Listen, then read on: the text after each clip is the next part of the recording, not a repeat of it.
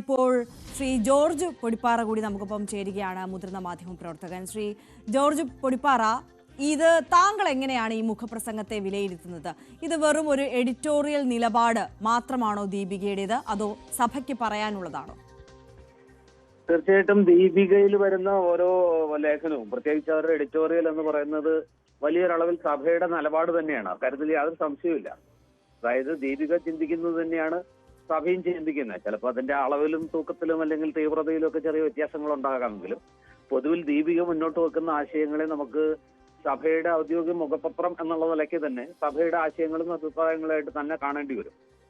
സമീപകാലത്തായിട്ട് ഈ പറഞ്ഞ കത്തോലിക്ക സഭയായിട്ടുള്ള ബന്ധം കുറച്ചുകൂടി ഊഷ്മളമാക്കാനും ആ രീതിയിൽ ഈ ക്രൈസ്തവ സഭയ്ക്കുള്ളിലേക്ക് ഒരു ഇൻട്രോഡ് ഉണ്ടാക്കാനും ഒക്കെ BJP കുറെ കാലങ്ങളായിട്ട് ശ്രമിച്ചുകൊണ്ടിരിക്കുകയാണ്.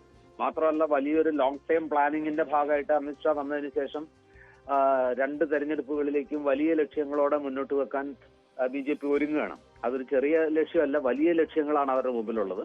തദ്ദേശ ഭരണ തെരഞ്ഞെടുപ്പിൽ മികച്ച വിജയം നേടി നിയമസഭാ തെരഞ്ഞെടുപ്പിൽ കുറെ കൂടി വലിയ അധികാരത്തിലേക്ക് എത്തുന്നത് അടക്കമുള്ള ലക്ഷ്യങ്ങളിലേക്ക് ആണ് തങ്ങൾ ഉന്നം വെക്കുന്നതെന്ന് അമിത്ഷാ പറഞ്ഞൊരു സാഹചര്യത്തിൽ അതിലേക്കുള്ള ഏറ്റവും പ്രധാനപ്പെട്ട കടമ്പ എന്ന് പറയുന്നത് ഹൈന്ദവ വോട്ടുകൾ കൊണ്ട് മാത്രം BJPക്ക് ആ രീതിയിലുള്ള നേട്ടം ഉണ്ടാക്കാൻ പറ്റില്ല.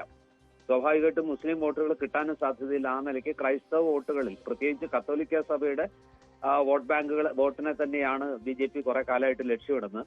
അതുകൊണ്ടാണ് ക്രിസംഗിയും കാസയും ഒക്കെ ആയിട്ട് ചെറിയ തോതിലുള്ള ഒരു എന്താ പറയുക സ്വാധീന മേഖലകൾ വികസിപ്പിക്കാൻ BJPക്ക് കഴിഞ്ഞിട്ടുമുണ്ട്. പക്ഷെ സമീപകാലത്തായിട്ട് മണിപ്പൂർ അടക്കമുള്ള പല വിഷയങ്ങളിലും ബന്ധങ്ങളൊന്നും ഊഷ്മളമായിട്ട് വരുന്ന ഘട്ടത്തിലാണ് പലപ്പോഴും അപ്രതീക്ഷിതമായ തിരിച്ചടികൾ ഉണ്ടാകുന്നത്.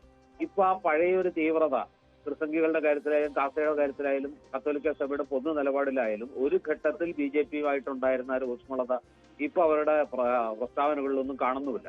മാത്രമല്ല, നമ്മൾ കാണേണ്ട ഒരു കാഴ്ച പാലക്കാടും നിലമ്പൂരും, അതായത് മുനമ്പം വിഷയത്തിന്റെ പേരിൽ പാലക്കാട് ഉപതെരഞ്ഞെടുപ്പിൽ നേട്ടം ഉണ്ടാക്കാൻ കഴിയുമെന്ന് BJP വിചാരിച്ചെങ്കിലും ആ രീതിയിൽ ക്രൈസ്തവ വോട്ടുകൾ വീണതായിട്ട് നമുക്ക് കാണാൻ കഴിഞ്ഞില്ല.